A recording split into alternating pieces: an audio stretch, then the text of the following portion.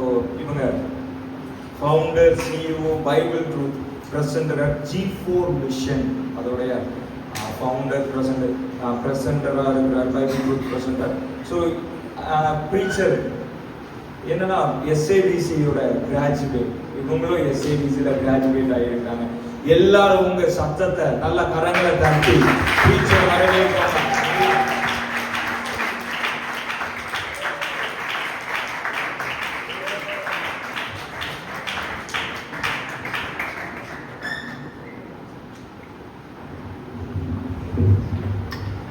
Praise the Lord.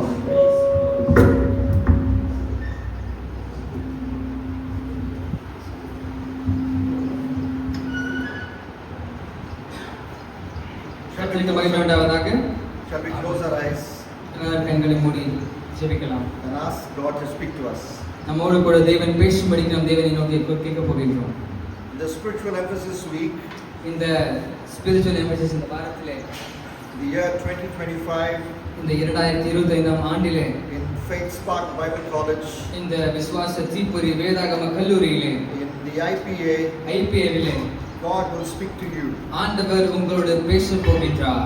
Sit with expectation. நல்ல ஒரு எதிர்பார்ப்போடு அமர்ந்திருங்கள். God has already started speaking to you. ஆண்டவர் ஏற்கனவே உங்களோடு பேச ஆரம்பித்து விட்டார். And in the second session of this Thursday morning, இந்த செகண்ட் செஷன்ல தேவன் உங்களோடு பேசுவார். He will continue to speak to you. அவர் தொடர்ந்து உங்களோடு பேச போகின்றார். Lord, even as I take these young men and women who are being trained for ministry to your word, I pray the Holy Spirit will help me. ஆண்டவரே இயேசுப்பா, வேதத்தில் பயின்று வருகின்ற இயேசுப்பா இந்த பிள்ளைகளுக்கு நாங்கள் போதகம் பண்ணுகிற இந்த நேரத்தில் தானே பரிசுத்த ஆவியானவரே நீரே என்னை மறைத்து பேசுவீராக.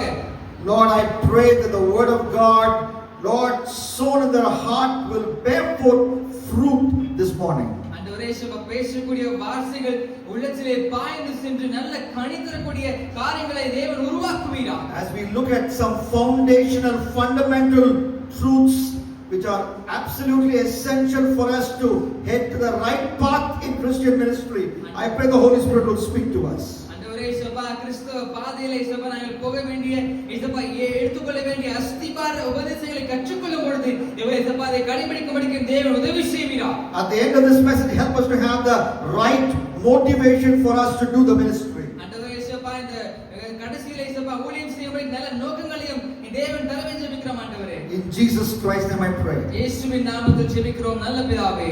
Amen. Amen. If you ask MS Dhoni why he was still playing the IPL at the age of 43, நீங்கள் ஒருவேளை என்னை கேட்கலாம், ஐபிஎல் மேட்ச்ல தோனி 44 வயசானதுக்கு அப்புறம் விளையாடிட்டு இருக்காரு, why are you playing? ஏன் விளையாடி கொண்டிருக்கின்றார் இன்னும்? The answer may not be that I get a lot of money, though he gets money. அவருக்கு நிறைய பணம் கிடைக்கும்ன்றதுக்காக விளையாடுறாரு கேட்டா இல்ல, அவருக்கு ஏற்கனவே பணம் இருக்கு. But you know that this year a lot of young people like Pant and Shreyas Iyer earn lots more than Dhoni by way of salary in the IPL. IPL ஐ காட்டிலும் நிறைய பேர் நிறைய சம்பளம் வாங்கக்கூடிய மக்கள் இருக்கின்றார்கள். But Dhoni doesn't get so much pay like some of the young people. வாலிபர்களை போல தோனிக்கு நிறைய பணம் கிடைப்பதில்லை. சம்பளம் IPL சம்பளம் கிடைப்பதில்லை. But still he plays the IPL. ஆனாலும் இன்னும் அவர் IPL ல விளையாடி கொண்டிருக்கின்றார். ஏன்? Love for the game. ஏனென்றால் அவர் விளையாடுவதற்கு அவருக்கு பிடிக்கும் என்பதனால. Love for the fans. அவருக்கு நல்ல ஃபேன்ஸ் பிடித்ததனால தான். Love for the CSK franchise. CSK அப்படிங்கிற பிரான்ச்சைஸ்க்காக தான் விளையாடுகின்றார். You talk to Rohit Sharma. Rohit Sharma கிட்ட நீங்க பேசுனீங்க. What is your motivation to bat for India? நீங்கள் இந்தியாவிற்காக ஏன் விளையாடுகிறீர்கள் கேட்டீங்கன்னு சொன்னா his answer will not be I'm playing for the records. அவர் நான் ரெக்கார்டுக்காக தான் மதிப்புக்காக தான் விளையாடுறேன்னு சொல்ல மாட்டார். He will say I'm playing to help India win the match. India அணி ஜெயிக்க வேண்டும் என்பதற்காக அதுக்கு உதவி செய்யும்படி தான் விளையாடுறேன்னு சொல்வார். To make India win the match, all the 11 players are given a role. ஒவ்வொரு 11 பேரும் அவருக்கான விளையாட்டை விளையாடுவதற்காக உதவி செய்யும்படி தான் சொல்வார். And my role is very very clear. என்னுடைய ஓட்டம் தெளிவாக இருக்கின்றது. I have to hit the ball for 4s and 6s in the first 10 overs. எனக்கு கிடைக்கக்கூடிய எல்லா பந்துகளையும் முதல் 10 ஓவர் நான் 4 ரன் 6 ரன் அடிக்கிறதா என்னுடைய நோக்கம் என்று சொல்வார். That is why when in the Champions Trophy final 2025, the Champions trophy 2025 ஆண்டில் வைக்கப்பட்டது. when India was batting second, India வந்து இரண்டாவதாக மட்டை பந்து வீசிக் கொண்டிருந்தார்கள். Rohit Sharma hit the second ball, he faced for a 6. Why? That is risky, but he still hit it for a 6 because that's what the team needed. இரண்டாவது பந்திலே பாத்தீங்கன்னா ரோஹித் சர்மா ஒரு 6 அடிக்க ரொம்ப கஷ்டமான பால் தான். ஆனாலும் என்னுடைய அணிக்கு இந்த ரன் தேவைன்னு சொல்லி அவர் அடிக்கின்றார். His goal was not I should make a century. நான் ஒரு 100 அடிக்க வேண்டும், சதம் அடிக்க வேண்டும் அவருடைய நோக்கம் அல்ல. His role was I must make my team win. என்னுடைய டீமை ஜெயிக்கணும்னா நான் என்ன வேணா பண்ணுவேங்கிறது அவருடைய நோக்கம். Our cricketers have right motive when they play the game. அவர்களுக்கு நல்ல நோக்கம் இருக்கின்றது, அந்த நோக்கத்தோடு தான் விளையாடுகின்றார்கள். What about you, Bible college students? உங்களை பற்றி என்ன வேதாகம கல்வி மாணவர்களே? Why are you in Bible college? நீங்கள் ஏன் வேதாகம கல்விக்கு வந்தீர்கள்? Why are you in Christian ministry? நீங்கள் ஏன் கிறிஸ்தவ ஊழியத்தில் பங்கு கொண்டிருக்கிறீர்கள்? What is your motivation? உங்களுடைய நோக்கம் என்ன? You can have wrong motives for doing spiritual things, the Bible says. நீங்கள் தவறான ஒரு நோக்கத்திற்காக ஆவிக்குரிய காரியங்களை பயன்படுத்தவும் முடியும். For example, ஒரு எடுத்துக்காட்டுக்காக you can pray with the wrong motive. நீங்கள் தவறான நோக்கத்தோடு கூட நீங்கள் ஜெபம் செய்ய முடியும். James chapter 4 and verse 3 talks about it. யாக்கோபு 4ஆம் அதிகாரம் 3ஆம் வசனத்தை பற்றி பார்க்கின்றோம். With selfish ambition, you can pray and God does not appreciate that prayer. உங்களுடைய சுயநலமான நோக்கத்துக்காக நீங்கள் ஜெபித்துக் கொண்டிருந்தால் தேவன் அதை ஏற்க மாட்டார் என்று பார்க்கின்றோம். You can practice Christian discipline with a wrong motive. நீங்கள் தவறான நோக்கத்தோடு கூட கிறிஸ்தவ ஒழுக்க நெறிமுறைகளை பின்பற்றிக் கொண்டிருக்கலாம். For example, ஒரு எடுத்துக்காட்டிற்காக giving is a Christian discipline. நாம் காணிக்கை கொடுப்பது கிறிஸ்தவ ஒரு ஒழுங்கு. But we can give so that others will see. And Jesus warned that is a wrong motive in Matthew 6:1-4. மத்தேயு 6ஆம் அதிகாரம் 1-4 வரைக்கும் பார்க்கும் பொழுது மற்றவங்க பார்க்கணும் நான் எவ்வளவு கொடுக்கிறேன்னு சொல்லி மத்தவங்க பார்க்கணும்னு கொடுத்தீங்கன்னா அது தப்புன்னு இயேசு சொல்றார். Are you with me, young people, this நீங்க morning? சொல்றது உங்களுக்கு புரியுதுல?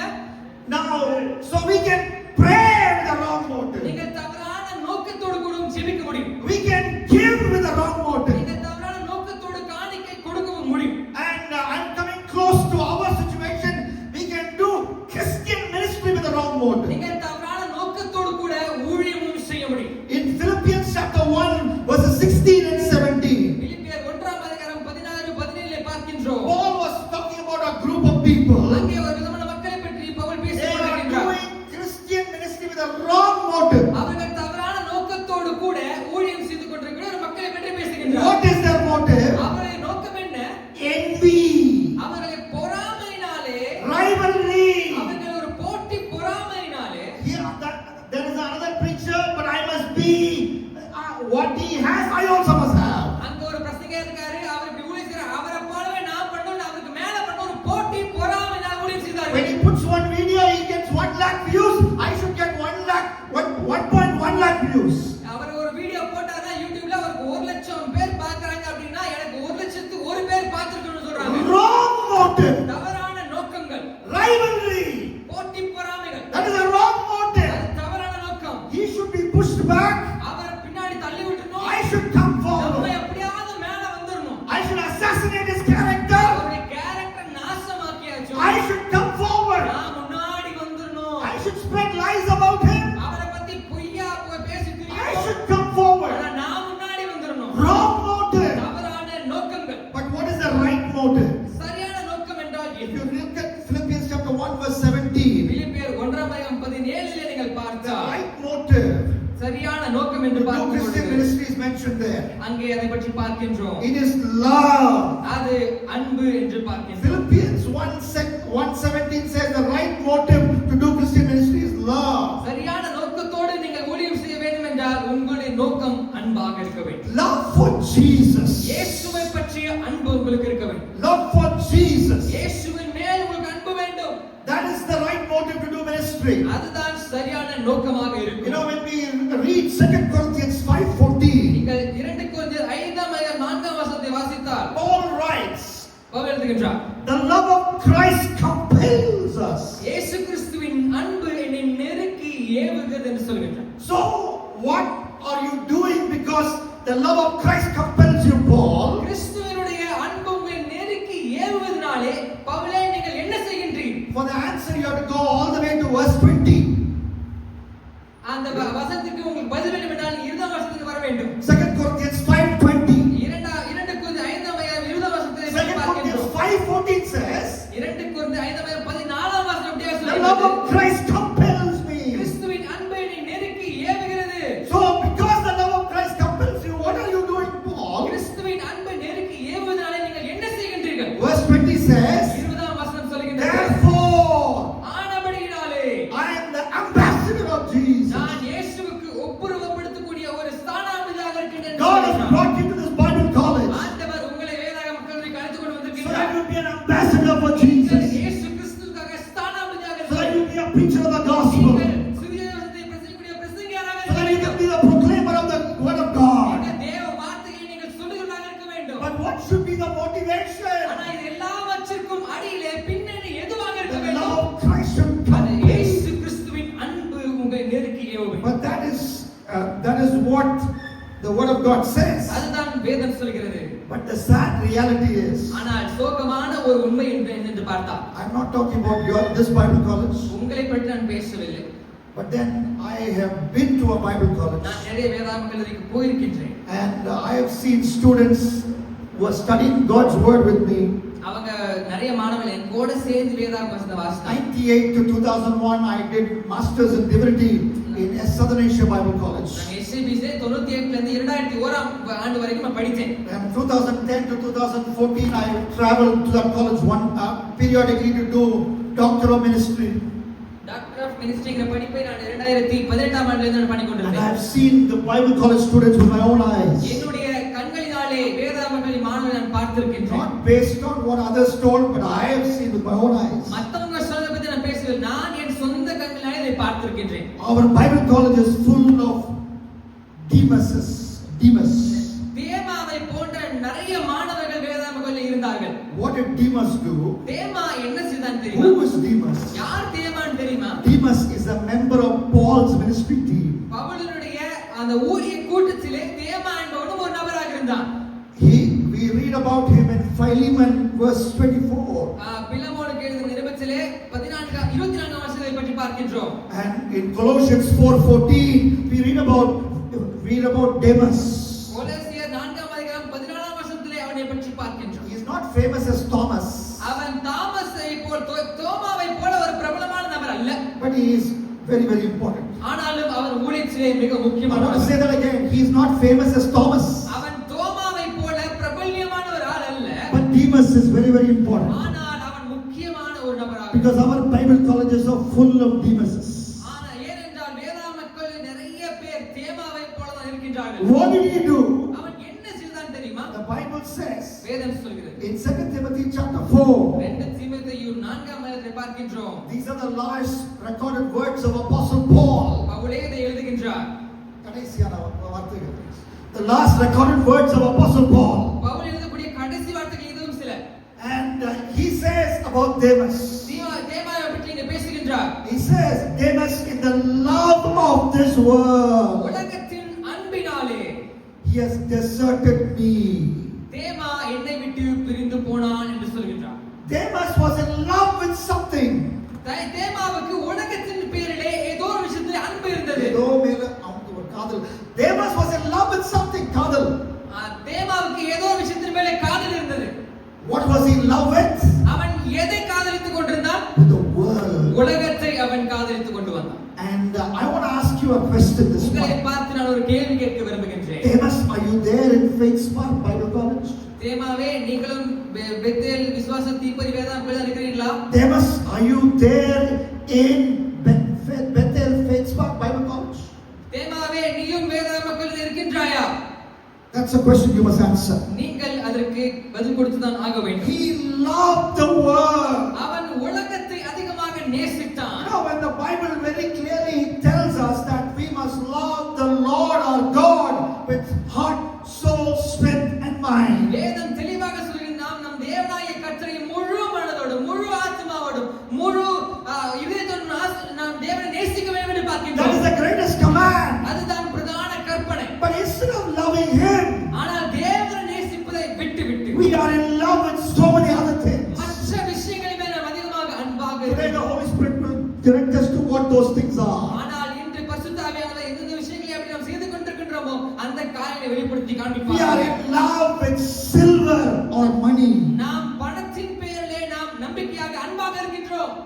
We are like Balaam. நமக்கு பாலா பிழையாமை போல நாம் இருக்கின்றோம். In 2 Peter chapter 2 and verse 15. 2 பேதுரு 4ஆம் அதிகாரம் 15ஆம் வசனத்தை பார்க்கின்றோம். 2 Peter chapter 2 verse 15. 2ஆம் அதிகாரம் 15ஆம் வசனத்தை பார்க்கின்றோம். Balaam loved the gain from wrongdoing, the Bible says. தவறான விஷயங்களை செய்து அவன் பணத்தின் மேல் அவன் ஆசையாக இருந்தான் என்று பார்க்கின்றோம்.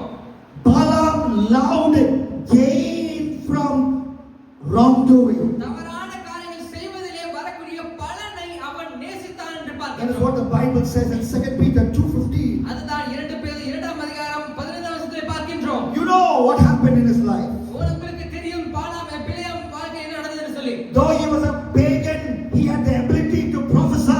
அவன் ஒரு அந்நிய தேவனை வழிபட்டவனாக இருந்தாலும் அவனாலும் தீர்க்கதரிசனம் சொல்ல முடிந்தது. If he blessed something, that will be blessed. நான் ஒரு விஷயத்தை ஆசீர்வதித்தால் அது ஆசீர்வதிக்கப்பட்டிருக்கும். If he cursed something, it will be cursed. நான் ஒரு விஷயத்தை சபித்தால் அது சபிக்கப்பட்டிருக்கும். That was the reputation of Balaam. அதுதான் பிழையாமையினுடைய ஒரு பெயர் போன விஷயமாக இருந்தது. Balaam hired him to curse God's people. தேவனுடைய மக்களை சபிக்கும்படிக்கு பாலாக் ராஜா பிழையாமை அவன் கூலி கொடுத்து அவன் வரவேற்கின்றான். And God clearly told him.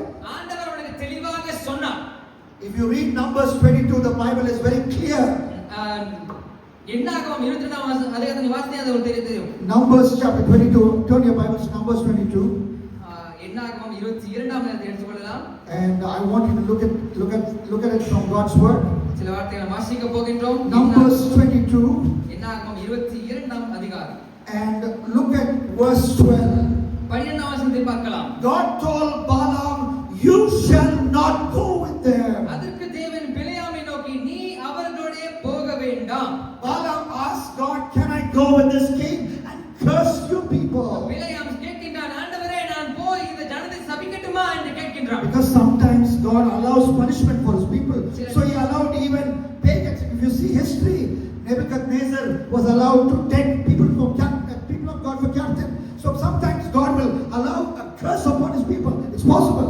சில நேரத்திலே தேவன் மற்ற மக்களை வைத்து தன்னுடைய மக்களை தண்டிக்கும்படிக்கும் அவர்கள் மேல் சாபத்தை சொல்லவும் தேவன் பயன்படுத்த முடியும். ஆண்டவர் நெபுக்கத்நேசரை பயன்படுத்தி இஸ்ரவேல் மக்களை சிறுவடிக்கவும் ஆண்டவர் பயன்படுத்தினார். So his prayer was okay.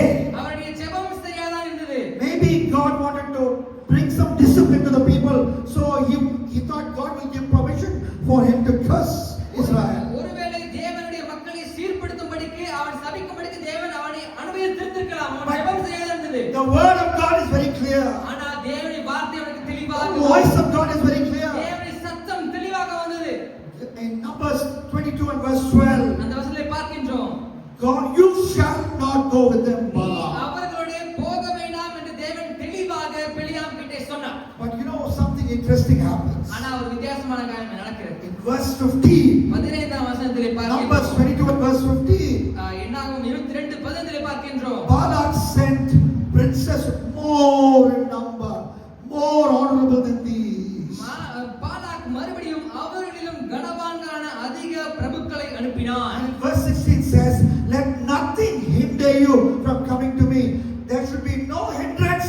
If payment is the hindrance, money is the hindrance. If caste is the hindrance, I can supply that, no problem. Palak சொல்லுகிறான், பிழையாமே நீ தயவு செஞ்சு வாப்பா, நீ வரதுக்கு பணம் தான் தடனா நான் உனக்கு போதுமான அளவுக்கு பணம் கொடுக்கிறேன், ஆனா நீ வரா மட்டும் இருக்காதுன்னு சொல்லுகிறான். If you can't come by sleeper class train, I will book flight ticket.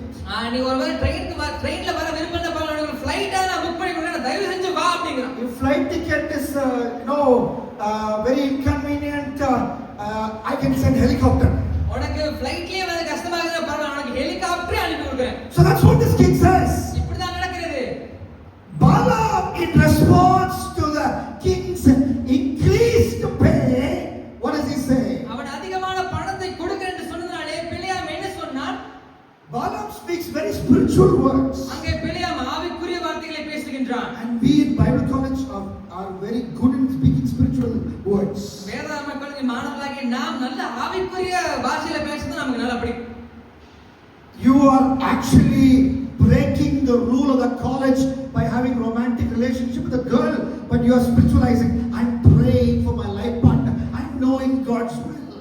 நீங்க வேற மறுபாளரோடு கூட நீங்க பேசிட்டு ஆண்டவர் நீங்க சொல்றீங்கன்னா நான் என் வாழ்க்கை துணை தேடிக்கொண்டிருக்கின்றேன், அதுக்காக நான் ஜெபம் பண்ணிட்டு பண்ற தப்ப ஆவிக்குரிய ரீதியாக நான் வெளி பூஜை பூச And பார்க்கிறேன். that is what Balaam was doing here. அங்கே நான் பிழையாம் மீது பண்ணிக்கொண்டிருக்கின்றான். Verse 18. 18ஆம் வசனத்தை பார்க்கின்றோம். He said, though Balak were to give me his house full of silver and gold.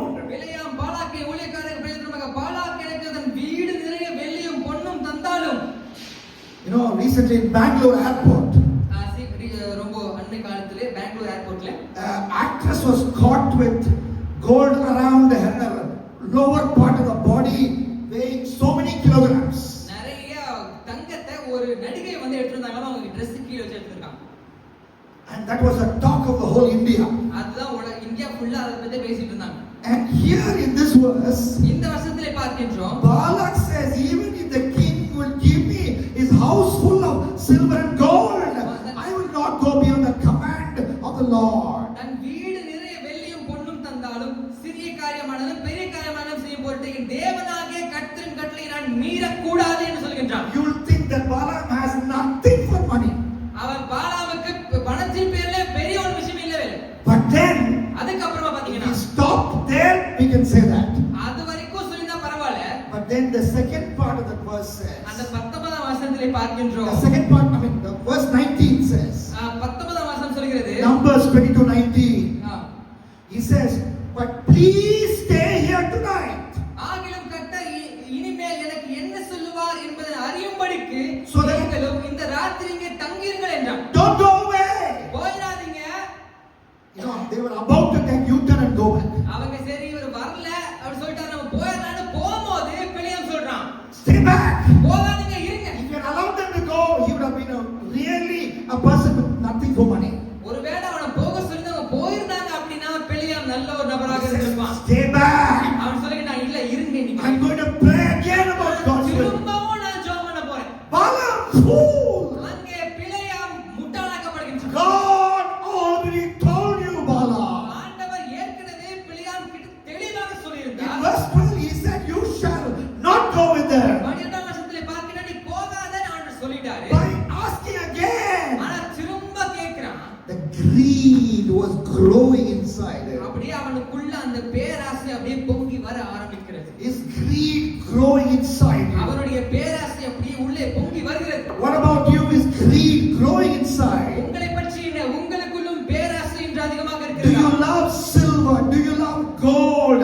Do you love money? உங்களுக்கும் வெள்ளி, உங்களுக்கு பொன், பணம் உங்களுக்கு பிரியமாக இருக்கின்றதா? The Bible says in 1 Timothy 6:10, 1 தீமோத்தேயு 6ஆம் அதிகாரம் 10ஆம் வசனத்திலே the love of பார்க்கிறோம், money is the root of all kinds of evil. ஆமென். பணத்தின் ஆசைதான் எல்லா தீமைக்கும் வேறாக இருக்கிறது. Do you have love of money instead of love of the master? உங்களுக்கு தேவனை பற்றி அன்பை காட்டிலும் பணத்தின் மேல் அன்பு இருக்கிறதா? Do you have love of silver instead of love of the Savior? உங்களுக்கு இரட்சகரை காட்டிலும் உங்களுக்கு வெள்ளியின் மேல் உங்களுக்கு அன்பு இருக்கிறதா? Isaiah 1:23, the Bible says, ஏசாயா 1ஆம் அதிகாரம் 23ஆம் there were வசனத்தை a group of சொல்கிறது. people who love bribes. அங்கே லஞ்சத்தை விரும்பின சில மக்களை பற்றி பார்க்கின்றோம். And then in Job 15:34, the Bible says, யோபு 15ஆம் அதிகாரம் 34ஆம் வசனம். Job 15 and verse 34, யோபு 15:34 பார்க்கின்றோம். Eliphaz says, அங்கே எலிபாஸ் என்பவன் சொல்கின்றான், fire will consume those who love bribes. யாரெல்லாம் லஞ்சத்தை விரும்புகின்றார்களோ அவர்களை அக்கினி ஜுவாலிக்கும் என்று சொல்கின்றான். You know, Job's friends sometimes spoke correct doctrine, sometimes spoke wrong doctrine. யோபுவுடைய நண்பர்கள் சில நேரத்துல நல்லா பேசுவாங்க, சில நேரத்துல தப்பான உபதேசங்களையும் பேசுவாங்க. Here he was speaking the correct doctrine. இங்கே எலிபாஸ் சரியான வார்த்தையை சொல்கின்றான். Fire will consume those who love bribes. யாரெல்லாம் லஞ்சத்தை பரிதானத்தை விரும்புகின்றார்களோ அவர்களை அக்கினி பட்சிக்கும் The என்று love of சொல்கின்றான். money is the root of all evil and it will take you to hell. எல்லா பண ஆசையும் எல்லா தீமைக்கும் வேறாக இருக்கிற அது உங்களை நரக பாதாளத்தில் கொண்டு போய்விடும். Australia had a great tennis player ஆஸ்திரேலியாவிலே ஒரு நல்ல ஒரு டென்னிஸ் பிளேயர் இருந்தார். and he won the US Open at tournament in America. America தேசத்தில் நடந்த அந்த டோர்னமெண்ட்ல அவர் ஜெயித்தார். And after he received the prize money, அதை பெற்றுக்கொண்ட பிற்பாடு அந்த பரிசை பெற்றுக்கொண்ட பிற்பாடு several thousands of American dollars. நிறைய ஆயிரக்கணக்கான அமெரிக்க டாலர் கொடுக்கப்பட்டுச்சு. He said this, இந்த வார்த்தையை அவர் சொன்னார். when I didn't have it, எனக்கு இது இல்லாமல் இருந்தபோது I wanted it. எனக்கு இது தேவைப்பட்டது. But now I have it, எனக்கு இப்ப இருக்குது. I don't want it. ஆனா எனக்கு இப்ப இது தேவையில்லை என்று சொல்லுகின்றான். So what did this Australian player say? அவன் என்ன சொல்லுகின்றான்? When I didn't have the American dollars, எனக்கு எப்போ இந்த அமெரிக்க டாலர்ஸ் இல்லையோ I wanted it. அதை நான் விரும்பினேன். Now I have it. ஆனா இப்ப என் கைகளில் அது இருக்கிறது. I want the American Open Championships. நான் இதை நான் ஜெயித்து பெற்றுக் கொண்டிருக்கின்றேன். I don't want it. ஆனால் இதில் எனக்கு விருப்பமில்லை என்று That சொல்லுகின்றான். is the deceptive nature of money. அதுதான் பணத்தின் பேரில் ஒரு வஞ்சகமான ஒரு விஷயமாக This இருக்கிறது. morning, are you in love with silver? நீங்கள் இன்று பணத்தின் மேல் ஆசை உள்ளவராக இருக்கின்றீர்களா? The second wrong love that we all have. நமக்கு இருக்கக்கூடிய தவறான அன்பு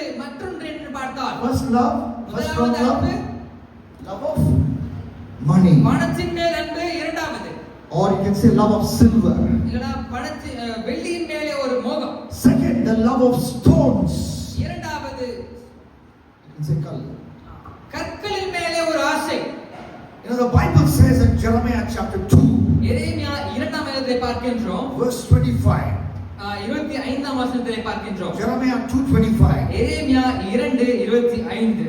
And there the Bible says, அங்கே வசனம் சொல்கிறது, God's people, தேவனுடைய மக்கள் they loved foreign gods. அவர்கள் அந்நிய தேவர்களை வழிபட்டார்கள். The foreign gods I call a stone.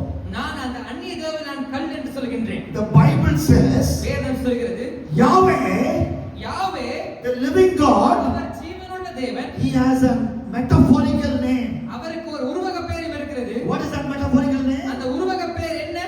Rock. அவர் கன்மலை என்று பார்க்கின்றோம். You read that many times in the Bible, right? ஆமா இல்ல படிச்சிருக்கீங்களா? He is a rock. அவர் கன்மலை என்று But பார்க்கின்றோம். instead of loving the rock, கன்மலையை நேசிப்பதை விட்டுவிட்டு they love the stone. அவர்கள் சாதாரண கற்களை அவர்கள் That நேசிக்கிறார்கள். is foreign gods. அதுதான் அந்நிய தேவர்கள் என்று சொல்கின்றேன். And what foreign god did they love? அவர்கள் எந்த அந்நிய தேவனை விரும்பினார்கள்? எந்த அந்நிய தேவனை விரும்பினார்கள் பாத்தீங்கன்னா Jeremiah 2:23, 2 verses above, the Bible says, 2ஆம் அதிகாரம் 23ஆம் வசனத்தை பார்க்கின்றோம். they loved the god Baal.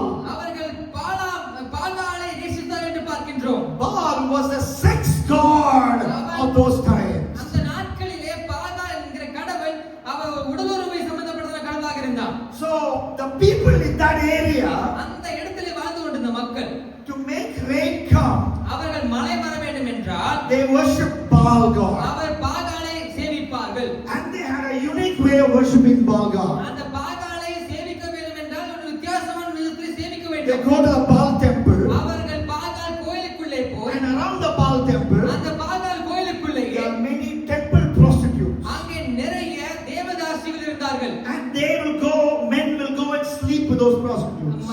ஆண்கள் போய் அங்க இருக்க தேவதாசிகள் கொடு தவறான உறவு கொள்வார்கள். And they believed அவர்கள் நம்பினார்கள் Baal will see from heaven. பாகால் அப்படியே இதை பார்த்து And Baal will get very excited. இதை பார்த்து பாகால் பரவசம் அடைவான். You know, I will tell it bluntly because this is what the Bible scholars say. Baal will get sexually excited. அவன் செக்சுவலாக அவன் சந்தோஷப்படுவான் என்று சொல்லி நினைத்தார்கள். And Baal will masturbate. That's what that theology says. Wrong theology says. தவறான விதத்திலே அந்த பாகால் கடவுள் தன்னைத்தானே அசிங்கமாக அவன் சந்தோஷப்படுவான் என்று சொல்கிறார்கள். And when the semen comes out from his body, that is rain. அவர்கள் தவறான விஷயத்திலே பண்ணும் பொழுது அவர்கள் சரீரத்திலிருந்து வரக்கூடியதுதான் அது மழை என்று நம்பிக்கொண்டிருந்தார்கள். What is rain? என்ன மழை? The semen of Baal or the emission of Baal. That's what they believed. பாகாலுடைய சரீரத்திலே வரக்கூடிய விஷயம் தான் அவர்கள் மழை என்று நம்பிக்கொண்டிருந்தார்கள். So the people of Israel were deceived. அதனால இஸ்ரவேல் மக்கள் இந்த விஷயத்திலே அவர்கள் வஞ்சிக்கப்படுகிறார்கள். Yahweh gave them rain. ஆண்டவர் தான் அவர்களுக்கு நல்ல மழையை கொடுத்தார். But they believed in the lies of Baal.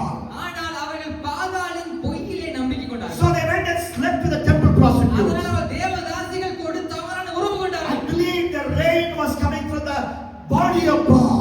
அவர்கள் நம்பிக்கொண்டிருந்தார்கள் பாகாலுடைய சரீரத்திலிருந்து தான் மழை வந்து கொண்டது என்று சொல்லி. You might say, well, I don't love any Baal. ஆனா நீங்க சொல்லலாம் நான் பாகாலை நேசிக்கவில்லை. We may not have Baal in our life. உங்கள் வாழ்க்கையிலே பாகால் என்ற ஒரு கடவுள் இல்லாமல் இருக்கலாம். There are so many idols in our life.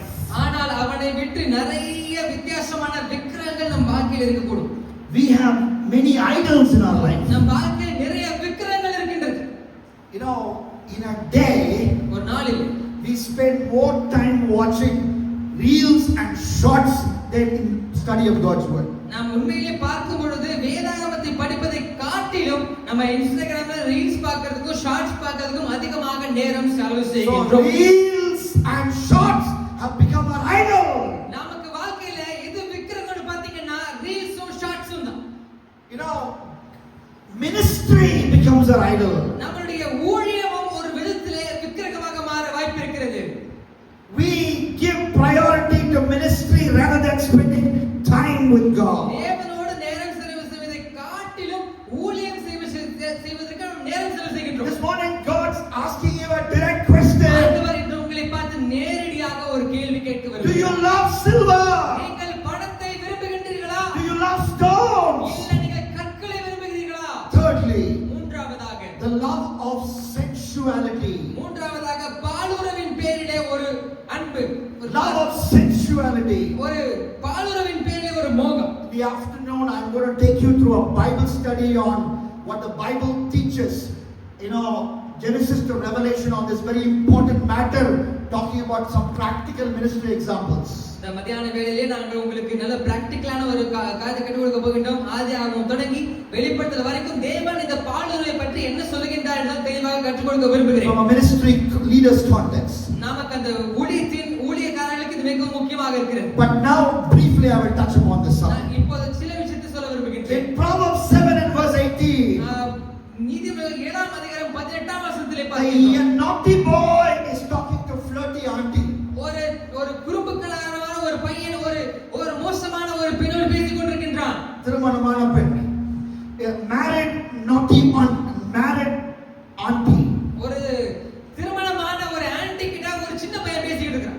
Come, let us drink deep of love, he says. நாம் அன்பிலே நாம் சந்தோஷமாய் இருப்போம் என்று அவன் சொல்லுகின்றான். Proverbs 7:18. நீதிமொழிகள் 7ஆம் அதிகாரம் 18ஆம் Till வசனம் morning. காலை வரைக்கும் நாம் அதை செய்வோம். Let's enjoy ourselves with நாம் love. சந்தோஷமாக இருப்போம் என்று சொல்லுகின்றான். Why? ஏன்? Her husband was not at home. புருஷன் வீட்டிலே இல்லை. And he went to her house. அவன் தூர பிரயாணம் போனான். And he says, let's drink deep of love till the morning. நாம் காலையில் வரைக்கும் நாம் சந்தோஷமாக இருப்போம் என்று சொல்லுகின்றான். What he thought was enjoyment was not enjoyment but entrapment. அவன் எது சந்தோஷம் என்று நினைத்துக் கொண்டிருந்தானோ அது சந்தோஷம் இல்லை. அது அவன் வாழ்க்கையிலே வந்த ஒரு சாபம். In Proverbs 7:22 and 23, the Bible says he was like a bird going to its snare. உடனே ஒரு மாடு அடிக்கப்பட்டு செல்வது போலும், ஒரு மூடன் விலங்கிடப்பட்டு தண்டிக்க போவது போலும், ஒரு குருவி தன் பிராணனை வாங்க கண்ணியை அறியாமல் அதில் விழ தீவிக்கிறது போலும் அவன் அவனுக்கு பின்னே போனான். அம்பு அவன் ஈரலை பிளந்தது என்று He பார்க்கிறோம். was like the ox going to the slaughter. அவன் அடிக்கப்படும்படி கொண்டு போகப்பட்ட ஒரு மாடாக இருந்தான். He was like the ox going to the beef kadai. அவன் ஒரு பீஃப் கடைக்கு போகக்கூடிய ஒரு மாடு மாதிரி அந்த ஆண்டி பின்னாடி போறான். He thought enjoyment but it's entrapment. அவன் சந்தோஷம் என்று நினைத்து போனான். ஆனால் அவன் வாழ்க்கையில அது முடிவாக இருந்தது.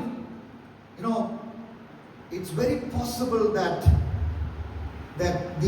we are very holy when we are in chapel, but in our private life, particularly in this area, we are defeated, and in fact we love our secret sexual sin. நம்ம சேப்பல்ல வரும்போது நாம் பரிசுத்தமாக நம்ம ஒரு தோரணையிலே நாம் இருந்து கொண்டிருக்கின்றோம். ஆனால் தனிப்பட்ட ரீதியிலே அதுவும் குறிப்பாக இந்த விஷயத்திலே நிறைய பேர் தவறான விஷயத்திலே வாழ்ந்து கொண்டிருக்கின்றோம். The Holy Spirit is speaking to us. பரிசுத்த ஆவியானவர் இன்று பேசிக் கொண்டிருக்கின்றார்.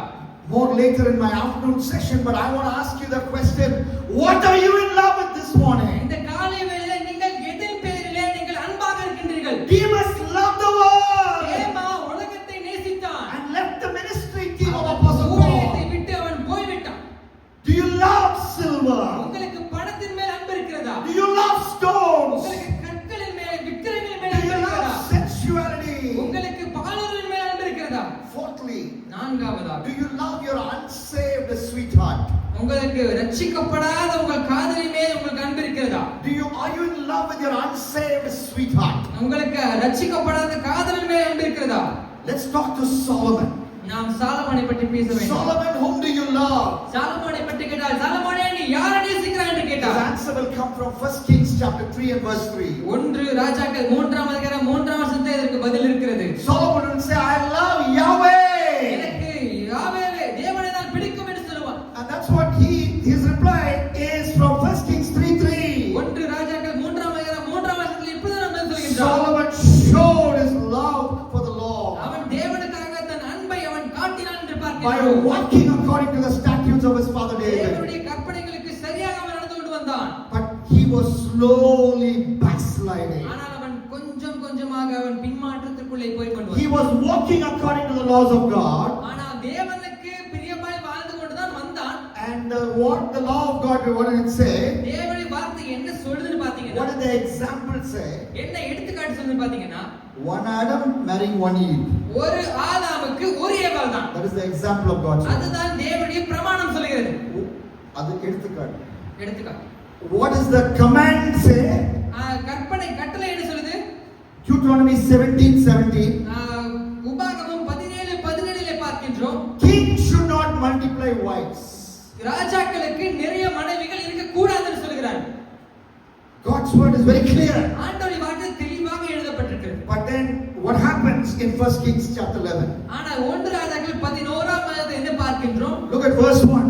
1ஆம் வசனத்தை பார்க்கும் 1 பொழுது Kings 11 and verse 1. 1 ராஜாக்கள் 11ஆம் அதிகாரம் 1ஆம் வசனம். Solomon, who once upon a time loved Yahweh, அவன் ஒரு காலத்திலே அவன் தேவனை நேசித்துக் கொண்டு வந்தான். is now loving many foreign women. ஆனால் அவன் அநேகம் ஸ்திரீகள் மேல் ஆசை வைத்தான் என்று பார்க்கின்றோம்.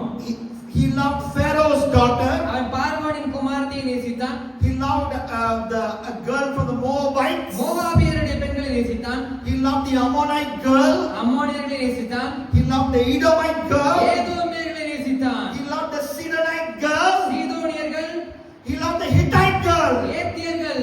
That's what the verse 1 says. அதுதான் 1ஆம் வசனத்திலே பார்க்கின்றோம். Each night with one ite. Each night with one ite.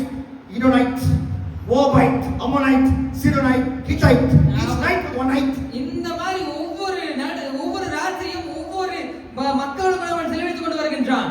He loved Yahweh once upon a time. அவனுக்கு ஒரு காலத்திலே தேவனை மிகவும் பிடிக்கும். But now his love has gone after foreign women. ஆனா இப்பொழுது தேவன் பேரில் அன்பு அப்படியே விலகி அந்நிய பெண்கள் மேல் சாய்ந்தது. What has happened here? இங்கே என்ன நடந்தது? Look at verse 3.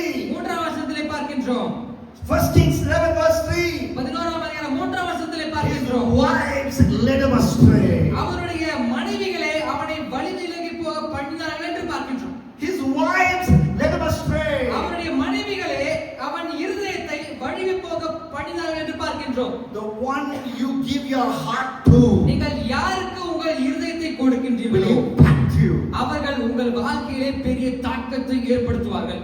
They will impact you. அவர்கள் உங்கள் வாழ்க்கையிலே பெரிய And தாக்கத்தை if your heart is ஏற்படுத்துவார்கள். given to someone who is ungodly, நீங்கள் ஒரு தெய்வீகமற்ற ஒரு மனுஷன்கிட்ட உங்க அன்பை கொடுத்தீங்க, you உங்க இதயத்தை கொடுத்தீங்க have a அப்படின்னா, lot of justification for that. நீங்க அதுக்கு நிறைய காரியங்கள் சொல்லி நீங்க சமாளிக்கலாம். You know, we are living in a very expensive world, you say. நம்ம ரொம்ப ஒரு எக்ஸ்பென்ஸான ஒரு வாழ்க்கையை வாழ்ந்து கொண்டிருக்கிறோம். So both husband and wife together cannot be in full-time ministry. நம்ம ரெண்டு பேருமே சேர்ந்து ஊழியம் செய்ய முடியாது.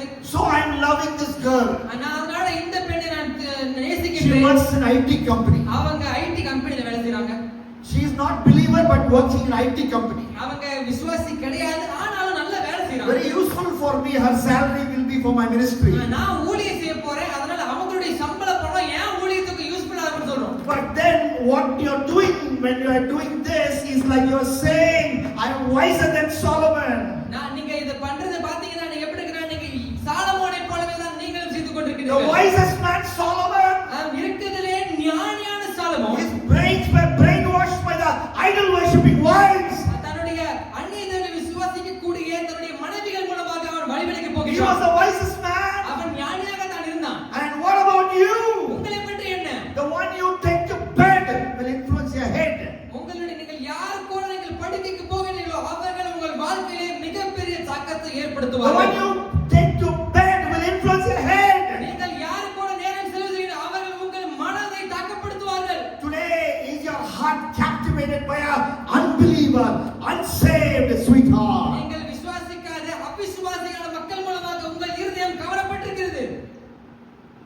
God is speaking to you this morning. ஆண்டவர் உங்களோடு பேசிக் கொண்டிருக்கின்றார். Demas, are you here? தேமாவே நீ இங்கே தான் இருக்கின்றாயா? Demas, are you in love with the நீ world? உலகத்தை நேசித்துக் கொண்டிருக்கின்றாயா? Demas, are you in love with silver? தேமாவே நீ இந்த பணத்தின் மேல் அன்பு வைத்திருக்கின்றாயா? Demas, are you in love with stones? தேமாவே நீ சின்ன சின்ன விக்கிரகங்களின் மேல் அன்பாக இருக்கின்றாயா? Demas, are you in love with sensuality? தேமாவே நீ பாலுறவின் மேல் அன்பாக இருக்கின்றாயா? Demas, are you in love with your unsaved sweetheart? உன்னுடைய ரட்சிக்கப்படாத அவிசுவாசமான காதலியோடு கூட அன்பாக இருக்கின்றாயா? Fifthly, ஐந்தாவது, Demas, are you in love with your sleep? தேமாவே உன் தூக்கத்தின் மேல் நீ பிரியமாக இருக்கின்றாயா? The Bible says in Proverbs 20 and verse 13. நீதிமொழி 20ஆம் அதிகாரம் 30ஆம் வசனத்தை பார்க்கின்றோம். Proverbs 20 and verse 13. நீதிமொழி 20:30. Do not love sleep, நீங்கள் தூக்கத்தை விரும்பாதீர்கள், or you will grow poor. நீங்கள் தரித்திரமாவீர்கள் என்று சொல்கிறார். Stay awake and you will have food. நீங்கள் விழித்திருந்தால் நீங்கள் ஆகாரத்தினால் திருப்தி அடைவீர்கள் என்று பார்க்கின்றோம். There was a king who loved his sleep. அங்கே ஒரு தூக்கத்தை விரும்பின ஒரு ராஜாவை பற்றி பார்க்கின்றோம். The Bible says வேதம் சொல்கிறது. in 2 Samuel 11, 2 சாமுவேல் 11ஆம் அதிகாரத்தை பார்க்கின்றோம். verse 2. இரண்டாம் வசனத்தை பார்க்கின்றோம். Late one afternoon, மதியான வேளையிலே King David arose from his couch. தாவீது தன் படுக்கையிலிருந்து எழும்பினான். 2 Samuel 11:2 says, 2 சாமுவேல் 11ஆம் அதிகாரம் 2ஆம் வசனம். late one afternoon, சாயங்கால வேளையிலே David arose from his couch. தாவீது படுக்கை தூக்கத்திலிருந்து எழும்பினான். Lazy David. அங்கே அவன் சோம்பேறியான ஒரு தாவீதாக இருந்தான். Soon, lazy David became lustful David. அங்கே சோம்பேறியான தாவீது இச்சை நிறைந்த தாவீதாக மாறுகின்றான். As Bible commentator Matthew Henry said, Matthew Henry அப்படிங்கிறவர் சொல்றாரு, the bed of sloth or the bed of laziness is often the bed of lust. நீங்கள் அந்த சோம்பேறியினுடைய படுக்கை தான் இச்சை நிறைந்த படுக்கையாக இருக்கின்றது என்று I சொல்கின்றார். say that again. திரும்பமாக சொல்கின்றேன். The bed of sloth or the bed of laziness is the bed of lust. நீங்கள் சோம்பேறியினுடைய ஒரு படுக்கை தான் இச்சை நிறைந்த படுக்கையாக இருக்கும் என்று சொல்கின்றார். If you don't do what you're supposed to do, நீங்கள் செய்ய வேண்டிய விஷயத்தை செய்யவில்லை என்றால் you will soon end up doing what you're not supposed to நீங்கள் do. செய்யக்கூடாத விஷயத்தை செய்வீர்கள். If you're relaxing, not doing what you're supposed to do, நீங்க பண்ண வேண்டிய விஷயத்தை பண்ணாம அப்படியே ரிலாக்ஸ்டா இருந்தீங்கன்னா soon the devil will tempt you to do what you're not supposed to do. சீக்கிரத்திலே பிசாசு நீங்கள் செய்யக்கூடாதவைகளை செய்யும்படி உங்களை தூண்டுவான். David, what are you supposed to do? தாவீதே நீ என்ன செய்ய வேண்டும்? He has to go for war leading his country. அவன் தன் ஜனங்களை கூட்டிக் கொண்டு ஒரு போருக்கு போக வேண்டி இருந்தது. But he said, Joab will take care. ஆனா சொல்றான், யோவாப் அந்த படையை பாத்துக்குவாரு. I will stay back. நான் கொஞ்சம் பின்னாடி I இருக்கேன். will take rest. இன்னைக்கு நான் இளைப்பாற I போறேன். am resting. நான் அப்படியே இளைப்பாறிக் David கொண்டிருக்கிறேன். was not resting, sir. அங்கே தாவீது இளைப்பாறிக் கொண்டிருக்கவில்லை. David was not resting, man. தாவீது அங்கே இளைப்பாறிக் கொண்டிருக்கவில்லை. He was rusting. அவன் அங்கே இச்சையாக அவன் செய்து கொண்டிருந்தான். He was rusting. அவன் துருப்பிடிக்க ஆரம்பிச்சான். He was rusting. அவன் துருப்பிடிக்க ஆரம்பிச்சான். The devil was working in his factory because we know idle mind is the devil's workshop. நாங்க நீங்க ஒண்ணுமே செய்யாம உங்களுடைய மனதை காலியாக வைத்திருந்தீர்கள் என்றால் பிசாசு அங்கே கிரியை செய்ய ஆரம்பிப்பான். அதே தான் தாவீது வாழ்க்கையிலும் நடந்தது. So, do you love your sleep? உங்கள் தூக்கத்தை நீங்கள் விரும்புகிறீர்களா? Or do you love scrolling through shorts all day? அப்படினா ஷார்ட்ஸ் அப்படியே தள்ளி தள்ளி தள்ளி தள்ளி தேய்ச்சிட்டே உட்கார்ந்திருக்கிறோமா? Recently I was speaking to a group of young people. அன்னை காலத்திலே ஒரு வாலிபர் மத்தியிலே பேசிக் கொண்டிருந்தேன். And I was given this topic. அங்கே எனக்கு ஒரு தலைப்பு கொடுக்கப்பட்டிருந்தது. The topic was screen addiction. Screen addiction. மொபைல்ல போன் பார்க்கக்கூடிய அந்த அடிமைத்தனம் என்ற தலைப்பிட So கொடுக்கப்பட்டது. as I was preparing, the Lord spoke to me. அதற்கு ஆயத்தம் பண்ணி கொண்டிருக்கும்போது ஆண்டவர் The பேசினார். Lord asked me a question. ஆண்டவர் என்னை பார்த்து ஒரு கேள்வி கேட்டார். Do you have 1,440 by 1,440 commitment for me, Duke? 1440 1,440 by 1440 into 1440 அப்படிங்கிற ஒரு by 1,440 at the top divided by 1,440 commitment for me. தேவனுக்காக நீ 1440 உயரம் 1440 அகலம் அந்த அளவு உனக்கு அர்ப்பணிப்பு இருக்குதான்னு சொல்லி Let me கேட்டார். explain this to you. Okay. What is how many hours do we have in a day? ஒரு நாளைக்கு நமக்கு எத்தனை மணி நேரம் இருக்குது? Okay. How many minutes in 1 hour? ஒரு மணி நேரத்தில் எத்தனை நிமிடங்கள் இருக்கிறது? Okay. So how many minutes are there in one day? ஒரு நாளைக்கு அப்பனா எத்தனை நிமிடங்கள் இருக்கிறது? Calculate. கால்குலேட் பண்ணி பாருங்க. How many minutes in one day? 60 × 24. 1440. 1440 நிமிடங்கள் இருக்கிறது. That's what God is asking me. அததான் தேவன் என்னை கேட்டார். 1440 by 1440 commitment இருக்குதா அப்படினு கேக்குறாரா? You know, many of us have to shave off 100 of that. Why? நிறைய பேர் அந்த 1440ல 100 தூக்கிரோம். ஏன்? Or 200 200 தூக்கிரோம். or 300. இல்ல 300 நிமிடங்களை தூக்கிரோம். Because 200 300 goes for meaningless reels watching. ஏன்னா அந்த 3 மணி நேரம் 4 மணி நேரம் நம்ம எதுக்கு செலவு பண்றோம் பாத்தீங்கன்னா நம்ம ரீல்ஸ் பார்க்க செலவு பண்றோம். We think only 1 minute, no? ஒரு நிமிஷம் தானே பார்க்கறோம் அப்படி நினைக்கிறோம். So this fellow said here in Proverbs 20:13 he's telling one more minute I am sleeping, no problem. Sleep is good. இங்க பார்க்கிட்டோம் நீதிபதி ஒரே ஒரு நிமிஷம் தான் எக்ஸ்ட்ரா தூங்குறேன் அதனால என்ன? And we are our generation say one more reel only, no 1 minute only. இன்னும் ஒரு நிமிஷம் தான் இன்னொரு ரீல் நடக்கும் அதனால என்ன அப்படி நம்ம சொல்லிட்டு இருக்கோம். So 100 goes, 200 goes, 300 goes, 400 goes, 500 goes. அப்படியே நீங்க 100 200 300 ரீல்ஸ் பார்க்கிறது மூலமா உங்களுக்கு மணிக்கணக்குகள் செலவாகிறது. You may be even watching Duke Gerard's reel. நீங்க ஒருவேளை டியூக் ஜெயராஜ் அவருடைய ரீல்ஸ் நீங்க பார்த்துட்டு இருக்கலாம். But that is not what God will for you for that day. ஆனா ஒரு நாள் ஃபுல்லா நீங்க ரீல்ஸ் மட்டும் தான் பார்க்கணும்ங்கிறது தேவ சித்தம் அல்லவே அல்ல. You need to consecrate your day to God. நீங்கள் உங்கள் நாளை நீங்கள் பரிசுத்தமாக்கப்படுத்தி தேவனுக்காக நீங்கள் செலவு செய்ய வேண்டும். Because God in His mercy, God in His sovereignty has given that day as a present to you. ஆண்டவர் ஒவ்வொரு நாளையும் தன்னுடைய சர்வ வல்லமையிலே உங்களுக்கு ஒரு gift போல ஒவ்வொரு நாளையும் கொடுக்கின்றார். You didn't die of a heart attack at 12:40 or 1 o'clock in the afternoon. நீங்க மதியான வேளையில எப்போ நீங்க ஏதோ இதய மாரடைப்பு வந்து நீங்க இறந்து போகவில்லை. I will never forget that day in Bible college. நீங்கள் அந்த நாளை நான் மறந்து போகவே மாட்டேன். பிரசன்ட் செய்த நாள். We are in the third year. நீங்க இங்க 3 வருஷம் படிக்கிறீங்க. I'm studying in the third year in Bible college. நான் வேதாகம கல்லூரியில் படித்துக் கொண்டிருக்கிறது 3ஆம் வருஷம். And our classes are on the first floor like this. எங்களுடைய கிளாஸ் ஃபர்ஸ்ட் ஃப்ளோர் இருந்துச்சு. So all the classes are one next to the other. ஒவ்வொரு கிளாஸுமே ஒவ்வொரு கிளாஸ் தாண்டி இருக்கு. So our class gets over at 1 o'clock. கிளாஸோட 1 மணிக்கு class முடியுது. 1 o'clock 1 p.m. ஒரு மணிக்கு கிளாஸ் முடியுது மதியான வேளை. So from 8 to 1 we have had classes. காலையில 8 மணில இருந்து 1 மணி வரைக்கும் காலேஜ் நடக்கும். And afternoon we don't have class. மதியமா எங்க காலேஜ் இருக்காது. We have work duty. எங்களுக்கு வேலை செய்ய நேரம் library time. எங்களுக்கு லைப்ரரி டைம் இருக்கும். Or we can work and pay the fees like that. இல்ல நாங்க வேலை செய்தும் நாங்கள் ஃபீஸ் கட்டலாம். So after class we are all climbing down. நாங்க கிளாஸ் முடிஞ்சதுக்கு அப்புறமா நாங்க அப்படியே கீழ. A young man is also climbing down the stairs. ஒரு வாலிபர் நம்ம எங்களோட கூட அந்த படி இறங்கி வந்து கொண்டிருந்தார். And we are also following him. நாங்களும் அவரோட கூட வந்து கொண்டிருந்தோம். He sat down. அவர் அங்கே உட்கார்ந்து And soon he was on the floor. அவர் அப்படியே விழுந்தார். And then his friends tell me. N friends எல்லாம் என்ன சொன்னாங்க? And they are talking to me because I am the student body president. நான் அங்க student பாடி president மானிட்டரா இருந்ததனால என்கிட்ட பேசிட்டு இருந்தாங்க. They say he has some heart problem. அவருக்கு ஏதோ இதயத்துல பிரச்சனை இருக்குது. Maybe it is that. ஒருவேளை அதுவா இருக்கலாம். So we call out to one of the faculty members. அதனால நாங்க ஒரு டீச்சரை கூப்பிட்டோம், ஃபேக்கல்டி கூப்பிட்டோம். And that we want to save every second. எல்லா ஒவ்வொரு நொடி பொழுது நாங்க சேவ் பண்ண So விரும்புறோம். our faculty member throws his car key from the first floor because he's still talking to the students, answering the questions. அங்க மேல இருந்து கேள்வி கேட்டிருந்த சமயத்திலே கார் கீ தூக்கி வீசுறாரு. சீக்கிரம் போங்க. And one of the boys who knows car driving catches that. Car ஓட்டுறது கூடி ஒரு மாணவர் கீ பிடிக்கிறாரு.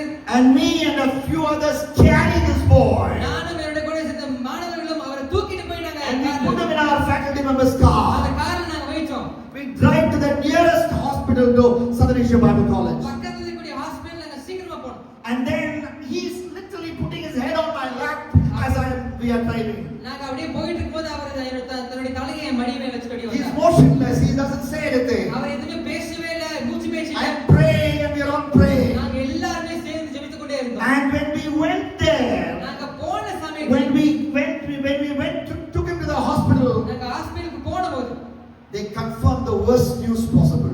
எங்களுக்கு ஒரு மிகவும் துக்ககரமான செய்தியை சொன்னார். You have brought him down. You have brought him dead. நீங்க செத்து போனதுக்கு அப்புறமா கூட்டி வந்திருக்கீங்கன்னு சொன்னாங்க.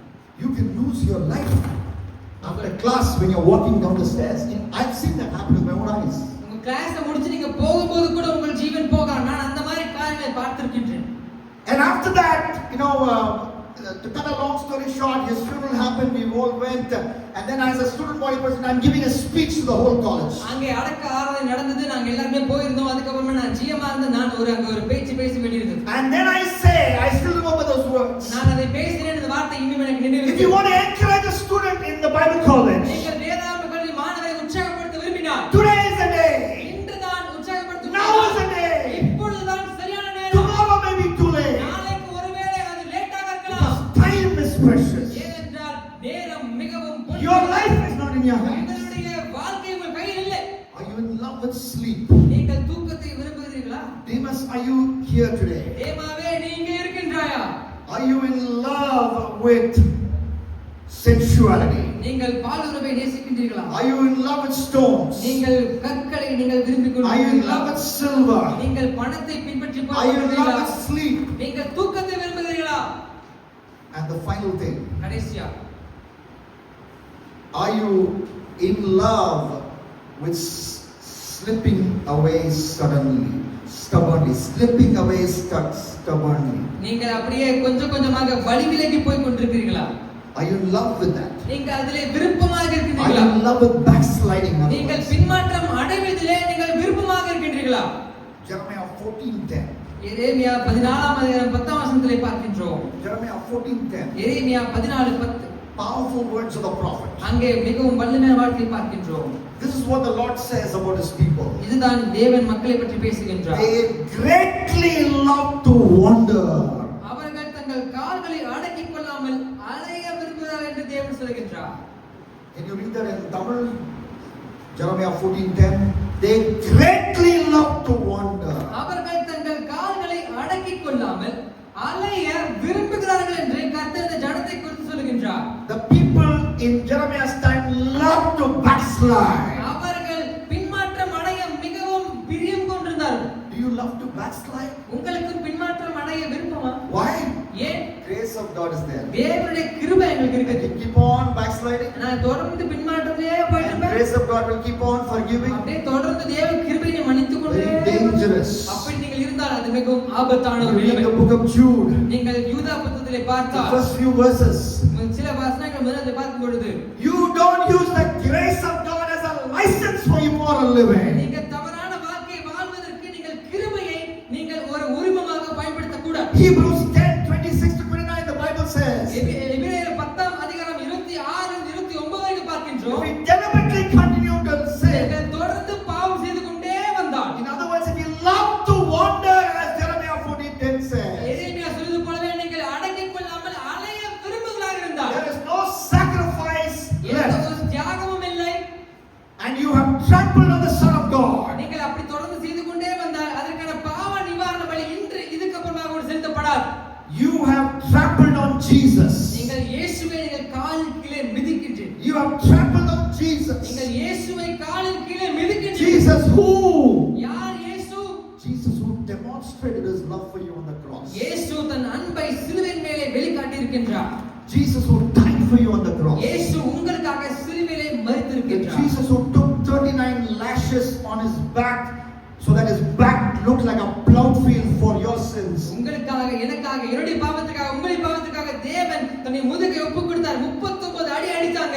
அவர் அப்படியே ஒரு உழுது போல இருந்தது அவருடைய முடி. Jesus who took a crown of thorns on his head. அவர் தன்னுடைய தலையிலே முள் கிரீடம் When சூட்டினார். they hit him on the head with a crown of thorns, Bible scholars say the thorn went through his skull and came out through his forehead or eyes. You know, the Jesus who took untold pain for you on Calvary's cross. அவர் அப்படியே தலையில முள் கிரீடம் போட்டும்போது தலையிலே அடிச்சாங்க. நம்ம நிறைய பேர் சொல்றாங்க அந்த முடி அடிக்கும்போது அந்த முள் தலையில குத்தி நெத்தி வழியா வெளியே வந்தது. அந்த மாதிரி சொல்ல முடியாத அவ்வளவு பாடுகளை உங்களுக்காகவும் எனக்காகவும் இயேசு அந்த கல்வாரி சிலுவையிலே சகித்திருக்கின்றார். Do you want to, are you trampling here? நீங்கள் இன்று இயேசுவை காலின் கீழே மிதிக்கின்றீர்களா? Because you love to wander. ஏனென்றால் நீங்கள் அலைய விரும்புவதனாலே இயேசுவை மிதிக்கின்றீர்களா? Will you close your eyes? நீங்கள் கண்களை மூடி All eyes closed. எல்லாரும் கண்களை மூடி All heads bowed. எல்லா தலைகளையும் தாழ்த்திக் கொள்ளலாம். Demas, are you here?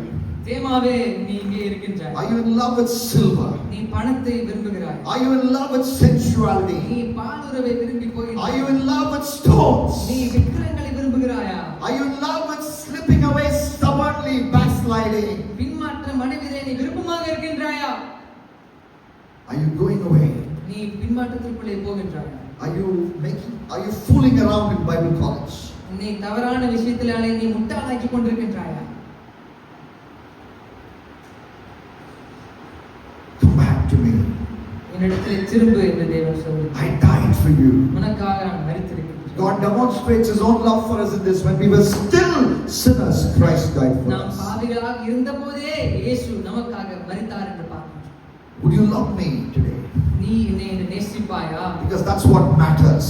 ஏனால் அதுதான் முக்கியமான விஷயம். Circumcision does not matter. விருத்திச்சேதனம் முக்கியம் அல்ல. Uncircumcision does not matter. விருத்திச்சேதனம் இல்லாமை ஒன்றுமல்ல. But only faith working through love, that matters. அன்பின் மூலமாக செயல்படுகின்ற விசுவாசமே முக்கியமாக இருக்கின்றது. That's what his word says in Galatians 5:6. அதுதான் கலாத்தியர் 5ஆம் அதிகாரத்தை பார்க்கின்றோம். What do you love today? நீங்கள் இன்று எதை விரும்புகிறீர்கள்? What do you love today? இன்று நீங்கள் எதை நேசித்துக் கொண்டிருக்கிறீர்கள்?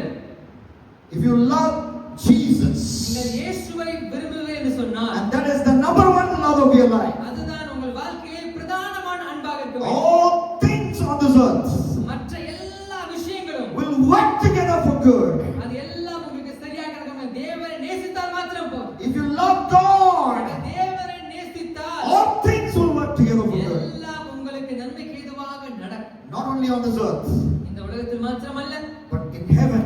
மறுமையிலும் கூட. No eye has seen, யார் எந்த கண்களும் no பார்த்தார்கள், ear has எந்த heard, காதுகளும் nor கேட்டிரார்கள், has the heart of man ever எந்த imagined இருதயமும் கற்பனை செய்ய முடியாத what அளவிற்கு God has prepared for those who love him. தேவன் உங்களுக்காக மிக அதிகமான ஆசீர்வாதங்களை அவர் ஆயத்தம் பண்ணி வைத்திருக்கின்றார்.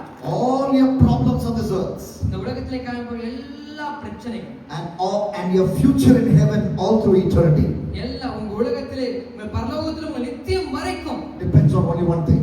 நீங்கள் செய்யக்கூடிய ஒரே ஒரு விஷயத்தை தான் சார்ந்து இருக்கின்றது. How much do you love Jesus? நீங்கள் எந்த அளவு இயேசுவை நேசிக்கின்றீர்கள் என்ற ஒரு காரியத்தில் எல்லாம் அடங்குகிறது. Would you come back to his love this morning? நீங்க திரும்பவுமாக இயேசுவின் அந்த அனாதி அன்பிற்கு ஓடி வருவீர்களா? Enough of loving the silver, இந்த பணத்தை நேசித்தது போதும். enough of loving sensuality, நீங்கள் பாலுறவை இச்சையை நேசித்தது போதும். enough of loving stones, நீங்கள் விக்கிரகங்களை கற்களை நீங்கள் நேசித்தது போதும். enough of loving backsliding. நீங்கள் பின்மாற்றத்தை விரும்பினது போதும். Would you say, I want to love Jesus ஆண்டவரே பார்த்து சொல்லுங்க, ஆண்டவரே நான் உம்மை நேசிக்கிறேன். without any reservation, எந்த ஒரு தகப்பனை எதிர்பார்ப்பும் இல்லாமல், without any holding back, நான் எதையும் கட்டுப்படுத்திக் கொள்ளாமல், I want to love Jesus. நான் உம்மை I'm நேசிக்கிறேன். making a commitment. நான் இன்று ஒரு அர்ப்பணிப்பு செய்கின்றேன். If you say that, நீங்கள் அதை I சொல்லுவீர்கள் want you to get சொன்னால் up from your seats. நீங்கள் எழுப்பி நிற்கலாம். I want you to get up from your seats. எல்லாம் எழுப்பி நிற்கலாம். Yes, if you say that, நீங்க சீக்கிரமா எழுப்புங்க. if you say that, I want you to get up from your seats. நான் அப்படி சொன்னீங்கன்னா நீங்க எந்திரிச்சிடுங்க. If you say no, I still want to love silver, I still want to love stones, you could sit down. நீங்க ஒருவேளை நான் தேவன் நேசிக்க விரும்பல, நான் உலகத்தை நேசிக்கிறேன், பணத்தை நேசிக்கிறேன், இச்சையை நேசிக்கிறேன்னு சொன்னா நீங்க அமர்ந்து கொள்ளலாம். இல்லை நான் தேவனை தான் நேசிக்கிறேன்னு சொன்னீங்கன்னா நீங்க நில்லுங்க. And I know it's only the first session, but the Holy Spirit can move. He has no timetable, he can move anytime. So I want you to come forward and kneel down in his presence. பரிசுத்த ஆவியானவர் எப்பொழுது வேண்டுமானாலும் ஒரு கிரியை செய்யலாம். உங்களுக்கு ஒருவேளை தேவன் ஏவினால் நீங்க முன்னாடி வந்து முழங்கால் Come படிக்கலாம். forward and kneel down. நீங்க முன்னாடி வந்து முழங்கால் And படிக்கலாம். kneel down and say, Lord. முழங்கால் படி சொல்லுங்க, ஆண்டவரே. Come forward and kneel down. முன்னாடி வந்து முழங்கால். The altar is open. And rededicate your love for Jesus. நீங்க திரும்பவுமாக உங்கள் வாழ்க்கையை தேவனுக்கு நீங்க அர்ப்பணிப்பு செய்யுங்கள். You can come forward as the Holy Spirit is prompting you. Come forward and kneel பரிசுத்த down. ஆவியானவர் உங்களை ஏவுவார்னு சொன்னால் நீங்க தைரியமா முன்னாடி வந்து முழங்கால் படிக்கணும். And say, Lord, I am coming back to you. ஆண்டவரே நான் திரும்பவுமாக உங்ககிட்ட வரேன். Don't look at this way or that way. மத்தவங்களை பார்க்காதீங்க, நீங்க முன்னாடி வந்து முழங்கால். Don't look, say whether your friend is coming or not coming. உங்க ஃப்ரெண்ட் வராங்களா, யார் பார்க்கறாங்களோ, தப்பா எடுப்பாங்களா, Jesus loves you. இயேசு உங்களை நேசிக்கின்றார். He loved the Son of God who loved me and gave himself for me. தேவன் உங்களை நேசிக்கின்றார். தேவன் நமக்காக உங்களுக்காக தன்னுடைய குமாரனை கொடுத்திருக்கின்றார். By coming forward and kneel down, you are saying, Lord Jesus, நீங்க முழங்கால் படியிடும் போது நீங்க சொல்றீங்க, ஆண்டவரே I love you more than anything. எல்லா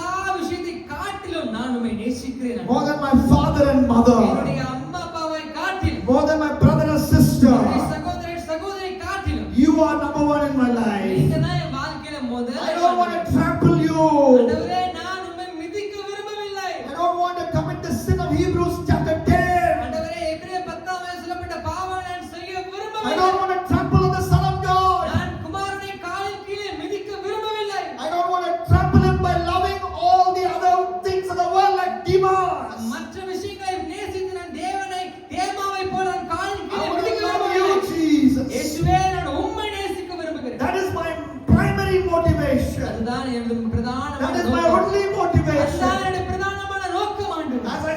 As I stay in this Bible college and study, இந்த வேதாகமத்தில் இருந்து படிக்கிற நேரத்திலே as I'm about to leave this Bible college, வேதாகமத்தில் இருந்து பிரிந்து செல்கிற there's நேரத்திலே only one motivation for me. ஒரே ஒரு நோக்கம் மட்டும்தான். The love of Jesus. இயேசுவின் அன்பு. It compels me, Lord. அது என்னை நெருக்கி ஏவட்டும் It ஆண்டவரே. compels me. அது என்னை நெருக்கி ஏவட்டும். That is why I will be an ambassador. அதனால்தான் நான் தேவனுக்காக ஒரு ஸ்தானாபதியாக That is இருக்கேன். not for the money, பணத்திற்காக அல்ல, not for the fame, நான் புகழுக்காக அல்ல, not for anything else, மற்ற எதற்காகவும் அல்ல ஆண்டவரே. but for love. நான் அன்பிற்காக மாத்திரம். The love I have for you. இயேசுவின் மேல் இருக்கிற அன்பினாலே In recognition of your love for me. ஆண்டவரே நீங்க ஒரு அன்பை ஊற்றுவீராக. Thank you, Lord. நன்றி ஆண்டவரே. Thank you for speaking to me today. எங்களோடு பேசுவதற்காக நன்றி ஆண்டவரே. In Jesus Christ. இயேசுவின் நாமத்தில் ஜெபிக்கின்றோம். Amen. Amen. God bless you. கர்த்தர் உங்களை ஆசீர்வதிப்பாராக. நல்ல உற்சாகமாக கரத்தை தட்டி தேவனுடைய கரங்களை நிமிர்த்தலாம்.